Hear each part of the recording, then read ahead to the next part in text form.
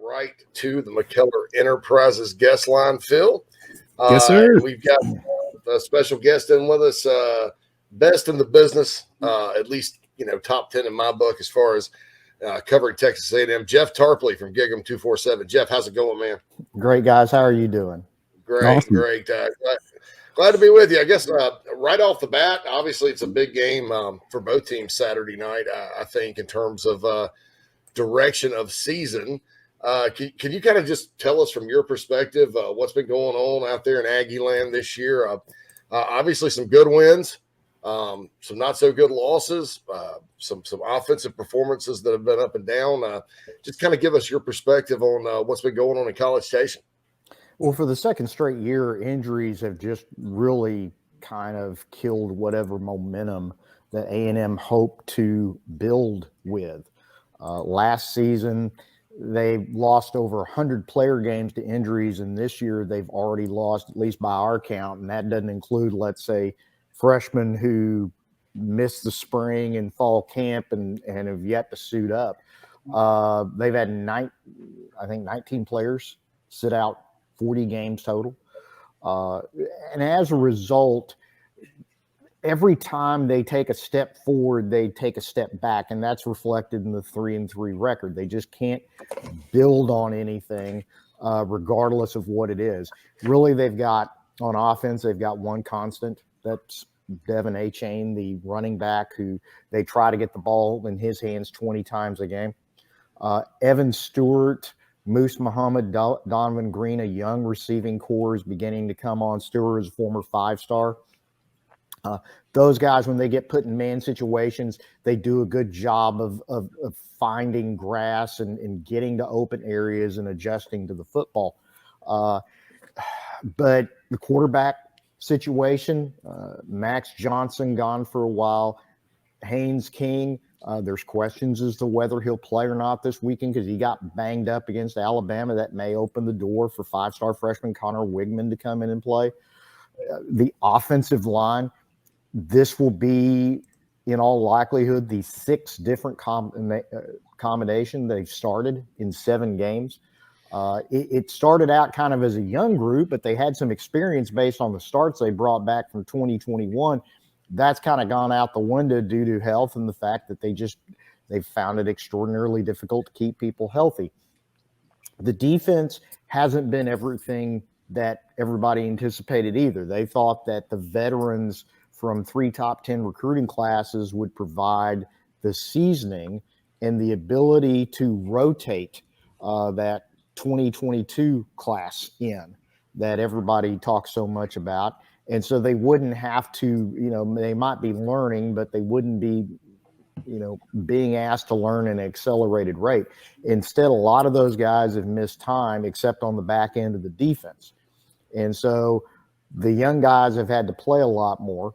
And like a lot of young guys, they struggle with, some of the most basic things, getting off blocks, run fits, etc.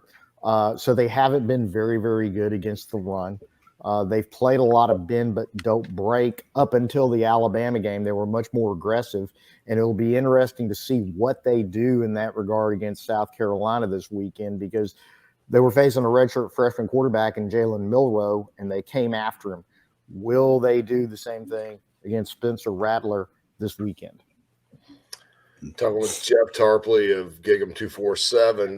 The quarterback situation is interesting. What's the latest that you're hearing on that? I know you said there's some question about it. Jeff, I found these days that until there's a rule about injury disclosures in college football, we're going to get a lot of different interpretations of the injury report. What are you kind of hearing from the inside on the quarterback situation? And when I kind of look at Wegman and Haynes King, they kind of have similar skill sets, both mobile guys. Really like both of them coming out of high school a lot. But kind of break those two down and tell us what the latest is that you've heard, on the quarterback situation heading into the game in Columbia. Well, one of the things about this year in College Station is that you seem to get a lot of conflicting info coming out of the program. And that's kind of been the scenario with the quarterback situation. Jimbo Fisher said on Monday, he was asked, "Hey, is Haynes King going to be able to go this weekend?" And he said, "He's going." So do you take him at face value and that he's starting? Well, there's other people saying, he missed practice last week, and so that's not going to happen. Again, we'll just have to wait and see on that front. In terms of comparing and contrasting the two, Wigman's a guy that impressed everybody as an early enrollee, former 5-star, dual threat guy, with his poise and ability to keep his eyes up and down the field. He's got the best arm of any of the quarterbacks on the team. He can move around. He can run. He's got some arm talent because, and this is not to say he is Johnny Manziel, but he kind of can make throws sometimes like Manziel did. Manziel's a former baseball player. You'd see him kind of, change up his arm on the fly. And Wigman can do that. Wigman has nice arm talent. So he's got some things going for him. But of course, can he make the adjustment to playing in front of what is going to be a very, very noisy environment on Saturday with a young receiving core and an offensive line that's decimated by injury that may be missing a lot of people up front. In terms of Haynes King, King is dedicated. He's diligent. He'll hang in there. He took an enormous amount of punishment against Alabama. I think Pro Football Focus said he got pressured on 75% of his dropbacks.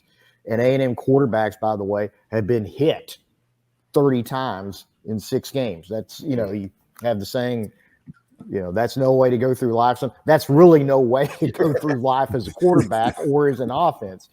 And so he's banged up.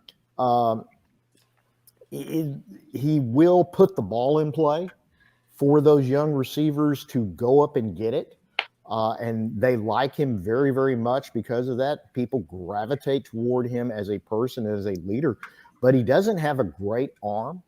And so he'll try to make throws that tend to sail to the boundary and that maybe he doesn't put as much air under down the field as he should. And so that ends up in problematic situations, accuracy issues, and also interceptions. He only had the 1 interception against Alabama, but going into the Alabama game, he had 8 interceptions and 103 career attempts. So we'll watch for, if he plays Saturday night, something to watch for. Jeff Tarpley, GigEm247. Get more into the offensive lines because like we on this end, on South Carolina's end, we basically kind of seen some talk from the message board and stuff like that. Just how banged up do you think this offensive line for A&M really is heading into Saturday night? You said they'll be down at least 1 starter, but I think that's a position that maybe gets lost on fan bases on the opposite side of the conference. They don't they're not really tracking offensive guard depth or something like that, but kind of get into that a little bit and tell everybody your expectations there. Well, they could have 2 guys. They probably will have 2 guys missing, and the 2 guys they'll have missing, Aki Ogunbi and Bryce Foster. It's probably more of a long-term deal with them. And Foster's already had mono in fall camp, so he missed the first 2 games. Mm-hmm. They might be missing 2 other guys. Left tackle Trey Zoom, guard Layden Robinson, who have had their own struggles with injuries. Zoom missed the Alabama game. Robinson's been playing with a high ankle sprain all year. Really, the only fixture going into the game is going to be right tackle Reuben Fothery. If you're looking for guys to plug in at the left guard and center positions, Matthew Wyckoff, second year guy, played the first 2 games in Foster's place, and he's got some size. He's about 6'5", 6'6", 320, 325 pounds. Cam Dewberry is a 4-star freshman who reminds a lot of people of Kenyon Green. He's got that almost, maybe not an NFL body and standpoint of the shape, but he certainly got it in terms of the mass. He's a big, big kid. He's one of those guys that even as a freshman, you're not going to run over him. And he's going to be able to come off the ball and get his hands up and be functional in the run game.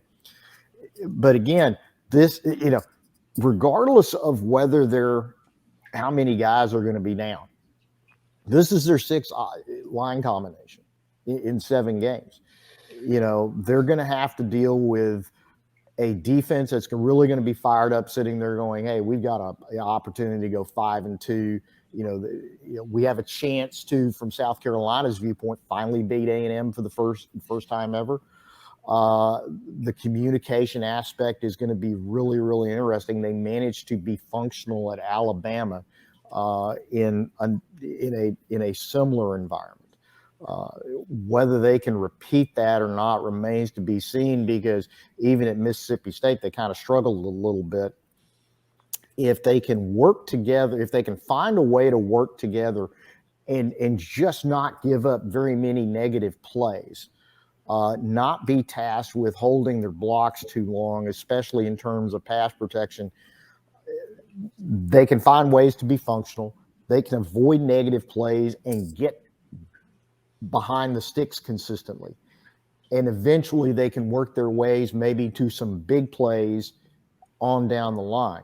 But again, they're going to have to get out of the first, much like Alabama, they're going to have to get out of the first quarter with maybe the crowd not feeling it so much, maybe not being quite as loud, and building on just not putting themselves in a hole, and getting the defense, making some big plays somehow, and getting the defense and special teams to set them up with, again, like they did against Alabama, with favorable field position so they can convert those opportunities into points. Because other than the Mississippi State game, this is an offense that has not scored more than 2 touchdowns in a football game this year. Oh, goodness. Yeah. Excuse me, against FBS opponents. Yeah. They scored against Sam Houston, but against FBS opponents, they've had, I think, 2 games where they scored a single touchdown, and then they've had 2 games where they scored just 1 touchdown. The struggle is real on offense at Texas A&M. Obviously, South Carolina fans can relate to that. You mentioned the first time South Carolina's played A&M 8 straight years now. It seems like yesterday, that first game in Columbia, where the Gamecocks, I think, were 11-point favorites and got blown out. You look at the other teams A&M plays every year in the West, because it's the West and South Carolina. Just about everybody in the West has at least beaten A&M once or twice. Why do you think A&M, other than, hey, they've just been better, has such good success against South Carolina for all this time? Well, I think it goes back to the fact that, A&M has been able to recruit really well, even during the Kevin Sumlin era. That starts with how you're doing versus your in-state rival. From A&M standpoint, Texas, they did have that Sugar Bowl team a couple of years ago, but other than that, Texas has really struggled to get itself back on, in the national discussion. And so A&M's been able to take advantage of that with some quality campaigns. And also, Jimbo Fisher is easily one of the top 5 recruiting head coaches in the country. He's one of those guys that he's really personable. He's a promoter. He relates to everybody, regardless of whether it's a group scenario or one-on-one situations. He's got a really good group of recruiters. He's got a really good recruiting organization. So the talent level at A&M has always been relatively high, even when they underachieved on the field. In contrast, South Carolina, once Dabo Swinney got everything going, their talent level, and you can see this when A&M faces them versus some of the other opponents on their schedule year after year. They just don't have the talent. They lack size some places. They lack athleticism in others. Clemson's had that effect on them. But also when Spurrier was there, they seemed to recruit better in areas like Georgia and Florida. And the rise of Fisher at Florida State, the rise of Urban Meyer at Florida, the ability of Kirby Smart to elevate Georgia. All those factors have played a role in the fact that South Carolina has just really struggled to recruit at the same level as everybody else in the SEC East on an annual basis. And you throw in the fact that because of that, they've had the 9-win season under Muschamp. Yeah. They just haven't been able to win at a high enough level to start to change that narrative. And until they can do that, and especially with Fisher, as good a recruiter as he is in College Station, I don't think that's going to change. And this year's a different situation because A&M is just so banged up. And they didn't take anybody, unlike everybody else, or seemingly everybody else in the SEC West. They didn't take anybody in the portal except for Max Johnson. So they took 29 freshmen, and so this is a young team. This is a very, very young team, and whatever experience was supposed to act as a buffer between those freshmen and having to play 50, 60, 70 snaps a game is gone due to the injuries. 7:30 p.m. Saturday night kickoff. The battle for the Bonham Trophy. Tarp, did you know there was a trophy for this game?